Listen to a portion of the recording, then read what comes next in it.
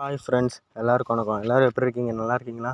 இன்றைக்கி நம்ம சேனலில் நம்ம என்ன வீடியோ பார்க்க போகிறோம் அப்படின்னா, நம்ம தளபதி விஜய் அண்ணாவோட அடுத்தகட்ட அப்டேட்ஸ் என்ன அப்படிங்கிறத பற்றியும், நம்ம தமிழக வெற்றிக் கழகம் கட்சியோட அடுத்தகட்ட அப்டேட்ஸ் என்ன அப்படிங்கிறத பற்றியும் தான் இன்றைக்கான வீடியோவில் பார்க்க இருக்கிறோம்.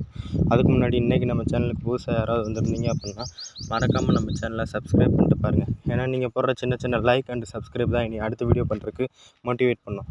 வாங்க வீடியோக்குள்ளே போகலாம். நம்ம தளபதி விஜய் அண்ணா அவர்கள் வந்து தமிழக வெற்றிக் கழகம் அப்படின்ற பேரில் கட்சி ஆரம்பித்து, அந்த கட்சி வந்து கிட்டத்தட்ட 2 ஆண்டுகள் நிறைவடைஞ்சதை ஒட்டி ஒரு விழா ஒன்று நடத்தியிருக்காங்க. அதுதான் இப்போ ரீசெண்டாக ட்ரெண்டிங்கில் போய்கிட்டு இருக்கிறது. அதுக்கடுத்து நம்ம அடுத்த நியூஸ் என்ன அப்படின்னு பார்த்திங்கன்னா, நடிகர் தாடி பாலாஜி அவர்கள் வந்து என்ன தெரிவிச்சிருக்காரு அப்படின்னா, கட்சியில் எனக்கு பொறுப்பு கொடுக்காததை பற்றி எந்த ஒரு வருத்தமோ கவலையோ எனக்கு கிடையாது.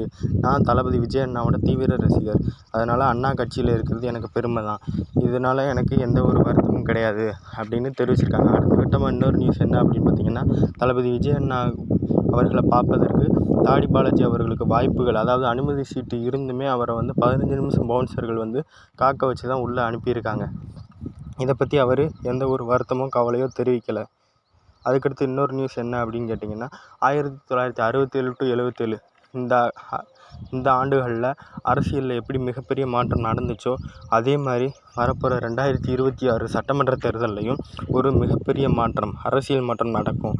தாவேகா, அதாவது தமிழக வெற்றிக் கழகம் வந்து புதிய வரலாறு படைக்கும் அப்படின்னு நம்ம தளபதி விஜய் அண்ணா அவர்கள் வந்து தெரிவிச்சிருக்காரு. அடுத்த கட்ட நியூஸ் என்ன அப்படின்னு பார்த்திங்கன்னா, தமிழக வெற்றிக் கழகம் வந்து இப்போ மிகப்பெரிய அரசியல் சக்தியாக உருவெடுத்து வருது. அதோட பலம் என்ன அப்படிங்கிறது 2026 சட்டமன்ற தேர்தலில் தான் தெரியும். அது மட்டும் இல்லாமல், நாங்கள் எந்த ஒரு அரசியல் கட்சியை சார்ந்தது இல்லை, தனியாக தான் நிலச்சி நிற்க போகிறோம்.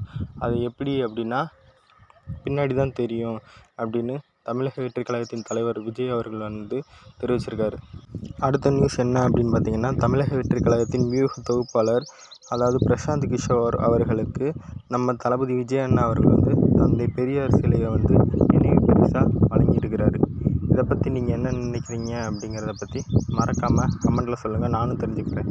அது மட்டும் இல்லாமல் ஆதவ் அவர்கள் வந்து என்ன சொல்லியிருக்காரு அப்படின்னா, தமிழ்நாட்டின் முகம்தான் விஜய். இப்போது தளபதி விஜய் வந்து தமிழ்நாட்டோட எதிர்காலம்.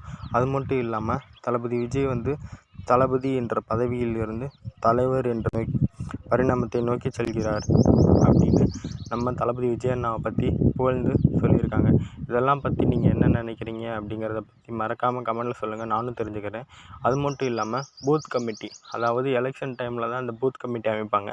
அதுக்கு வந்து நம்ம தமிழக வெற்றிக் கழகம் சார்பில் பூத் கமிட்டி அமைக்கப் போவதாகவும், அதுக்கான பணியாளர்கள் யார் அப்படின்னு பார்த்திங்கன்னா, நம்ம தளபதி விஜய் அண்ணாவோட தீவிர ரசிகர்களாக இருக்கக்கூடிய நமது தமிழக வெற்றிக் கழகத்தின் தோழர்கள் தான் பூத் கமிட்டி அமைச்சு அவங்கள தான் நியமிக்க போகிறோம் பூத் கமிட்டிக்கு அப்படின்னு நம்ம தளபதி விஜய் அண்ணா அவர்கள் வந்து தெரிவிச்சிருக்காரு.